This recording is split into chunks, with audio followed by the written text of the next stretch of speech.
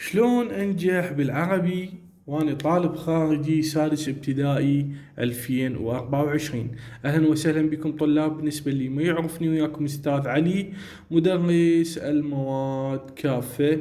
اليوم راح نبلش أنا وياكم إن شاء الله بثوابت وتقسيم مادة العربي للسادس ابتدائي وشلون تنجح بيها بإذن الله عز وجل بكل سهولة. باوعوا وياي. بالنسبة للعربي للسادس ابتدائي خارجي بثلاث أقسام. بثلاث أقسام. القسم الأول اللي هو القواعد، القسم الثاني اللي هو المحفوظات،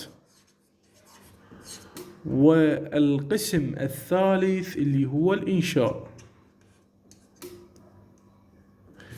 أغلبكم يقول لي أستاذ أنا القواعد ما دبره، صار لي سنوات تارك وما فهم شيء من القواعد. عندي إلك حل باوع.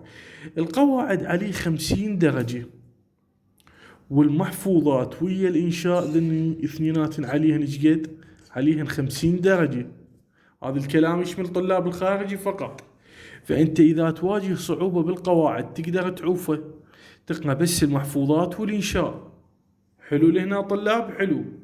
يعني إذا ضبطت بس المحفوظات والإنشاء أنت ضمنت إن شاء الله نجاحك بالعربي.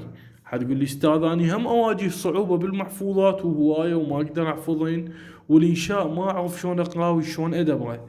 طلاب اليوم أنا وفرت لكم ملف PDF. يعني شنو PDF؟ يعني ملف أرسله إلك على الواتساب بشكل صور. هذا الملف تقدر تدرس عليه وتضمن 50 درجة بكل سهولة. شنو بهذا الملف طلاب؟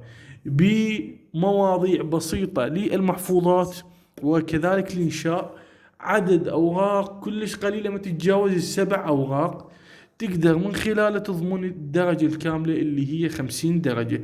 سعر الملف طلاب فقط 25,000. تحوله من أي منفذ يمك على الرقم اللي أدزه إليك على الواتساب إذا تريد تشتري الملف. يعني إذا تريد تشتري من عندي هذا الملف تكتب تم على هذا الفيديو، تنطي لايك ومشاركة وتدخل لي خاص تقول لي أستاذ أريد الملف من عندك.